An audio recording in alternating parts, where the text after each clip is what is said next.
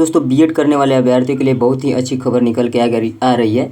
UP BEd की तरफ से जो है नोटिफिकेशन जारी कर दिया गया है। इस वीडियो में हम आपको पूरा प्रोसेस बताने वाले हैं कि कौन कौन से जो अभ्यर्थी जो है इस फॉर्म को भर सकते हैं और इसकी एलिजिबिलिटी क्राइटेरिया क्या है।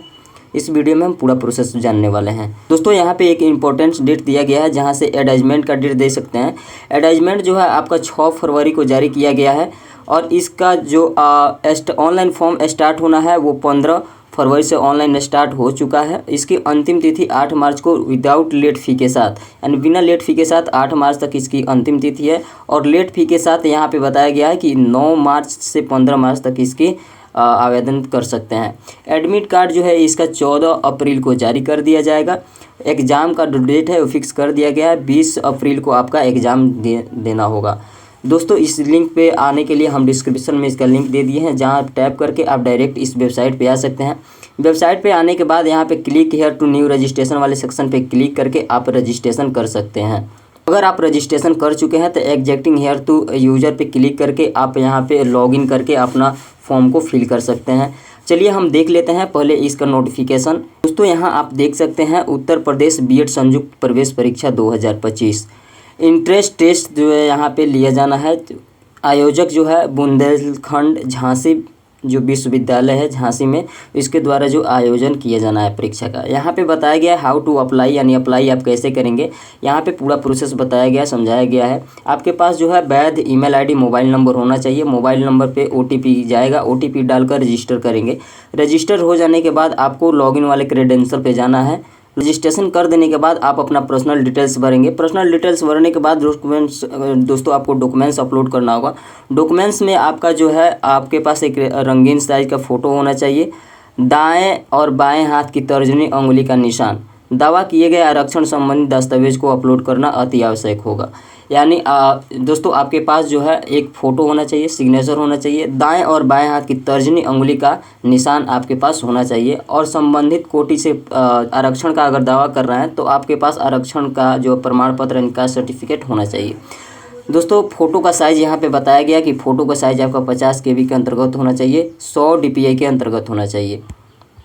उसी प्रकार दोस्तों यहाँ पे सिग्नेचर का भी साइज़ बताया गया है। सिग्नेचर का और यहाँ पे जो तर्जनी अंगुली है उसका यहाँ पे साइज़ बताया गया है। 50 KB में होना चाहिए और 100 DPI के अंतर्गत होना चाहिए। दोस्तों जन्म प्रमाण पत्र के तौर पर आप अपने मैट्रिक का सर्टिफिकेट दे सकते हैं।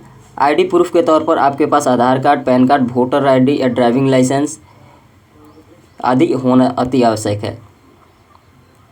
उसी प्रकार यदि आप आरक्षण का दावा कर रहे हैं तो आपके पास जो है जाति प्रमाण पत्र होना चाहिए। ओबीसी के अंतर्गत आते हैं तो आपके पास जो है ओबीसी क्रीमी लेयर होना चाहिए, NCL प्रमाण पत्र होना चाहिए। दोस्तों यदि आप जो है यूपी से बाहर कहीं के हैं तो आपका जो है दावा प्रमाण पत्र यहाँ पे स्वीकार नहीं किया जाएगा, चूँकि आप जनरल कैटेगरी से ही आवेदन कर पाएंगे। SC ST कैटेगरी से बिलोंग करते हैं तो आपके पास SC ST प्रमाण पत्र होना चाहिए। अगर आप EWS देना चाहते हैं तो EWS भी दे सकते हैं। दोस्तों यहाँ बताया गया है कि आपका जो क्रीमी लेयर है वो कब का होना चाहिए, तो 1 अप्रैल 2022 के बाद आपका क्रीमी लेयर होना चाहिए। और क्रीमी लेयर के अंतर्गत जो है जो भी आय लगता है वह आय प्रमाण पत्र 1 जुलाई 2024 के बाद का आपका यहाँ पे होना चाहिए। दोस्तों यहाँ पे एजुकेशन क्वालिफ़िकेशन की बात करें तो एजुकेशन क्वालिफ़िकेशन के लिए आपके पास जो है 10वीं 12वीं कक्षा का विवरण पूर्ण रूप से भरना होगा। मार्कशीट को संलग्न यानी अपलोड भी करना होगा। अगर आप ग्रेजुएशन पास है तो ग्रेजुएशन का भी सर्टिफिकेट को अपलोड करना होगा। अगर आप ग्रेजुएशन इस साल मतलब कि 2025 में फाइनल होने वाले हैं तो आप जो है अपने यूनिवर्सिटी का रोल नंबर और रोल कोड डालकर जो है विवरण को भरेंगे। उसके बाद रिजल्ट जो है अपलोड हो जाने के बाद काउंसलिंग से पहले आपको रिजल्ट को यहाँ पे अपलोड करना होगा। अब देख लेते हैं उसके लिए आपका जो परसेंटेज है वो क्या होना चाहिए। दोस्तों BE और BTech कोर्स के लिए आपके पास 55% होना चाहिए और BSc और BA कोर्स के लिए आपके पास न्यूनतम जो है 50% अंक होने चाहिए, तभी जो है आप इस फॉर्म को भर सकते हैं। दोस्तों यहाँ पे एग्जामिनेशन सेंटर देखें तो एग्जामिनेशन सेंटर आपको कम से कम 5 एग्जामिनेशन सेंटर चुनना होगा। फॉर्म को भरने के बाद आपको जो है शुल्क का जो है पूरा अंतिम रूप से भुगतान करना होगा। भुगतान जो है करने के बाद ही आपका जो है एप्लीकेशन मान्य होगा।